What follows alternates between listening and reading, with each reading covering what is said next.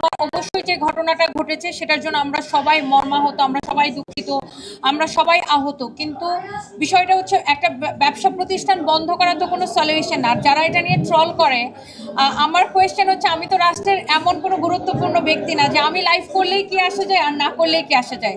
Main issue হচ্ছে এত বড় একটা ঘটনা ঘটেছে, এতগুলো বাবা মায়ের বুক খালি হয়েছে, সেটা নিয়ে আমরা সবাই দুঃখ পাচ্ছি, সেটা নিয়ে মানুষ কথা বলবে।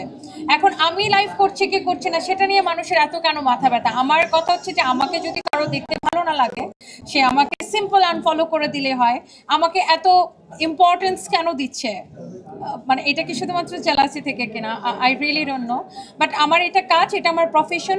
এখন আমার প্রফেশন তো আমাকে ধরে রাখতে হবে।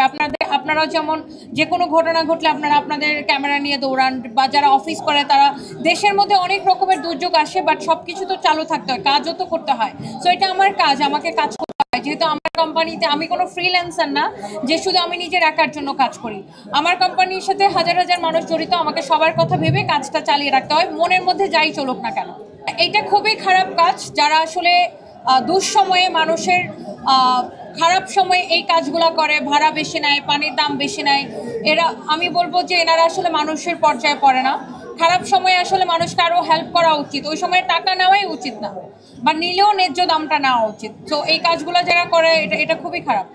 আমরা মানুষকে, একটা মানুষ পুড়ে, বাচ্চাটার গা পুড়ে গেছে, সে ব্যাগটা নিয়ে দৌড়াচ্ছে, বাচ্চাটাকে হেল্প না করে সবাই ভিউ বাণিজ্যের উপরে এত বেশি ঝুঁকে গেছে যে কোন জিনিসটা নিয়ে ভিডিও করলে ভিউ কোনটাতে বেশি হবে। মানুষ, আজকাল মানুষজন সবাই না, কিছু কিছু মানুষ ওই দিকেই তাকায় থাকে, এবং যেটার ফলশ্রুতিতে আজকে ছেলেটার সাহায্যে কেউ এগিয়ে আসে নাই।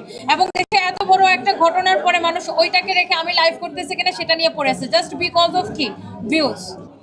অনুভূতি খুবই ভালো লাগছে, যারা পুরস্কৃত হয়েছে সবাই কষ্ট করে কাজ করে যার যার জায়গা থেকে, এবং আমার মতো একজন, মানে সামান্য একজন মানুষ হয়ে আমি স্টেজে দাঁড়িয়ে আমি পুরস্কার দিতে পেরেছি, অবশ্যই অনুভূতি অনেক ভালো। বুলিং তো আইনত অপরাধ, তারপরে মানুষ বুলিং করে, বাট দেখেন এই বুলিংগুলা প্রতিবাদ করেই আমি এখানে দাঁড়িয়ে কথা বলতে পারছি হয়তো। তো কীভাবে, মানে বুলিং আসলে কাউকে, ছেলেদেরকেও আজকাল বুলিং করা হয়, বুলিং আসলে সমাজের জন্য ভালো না।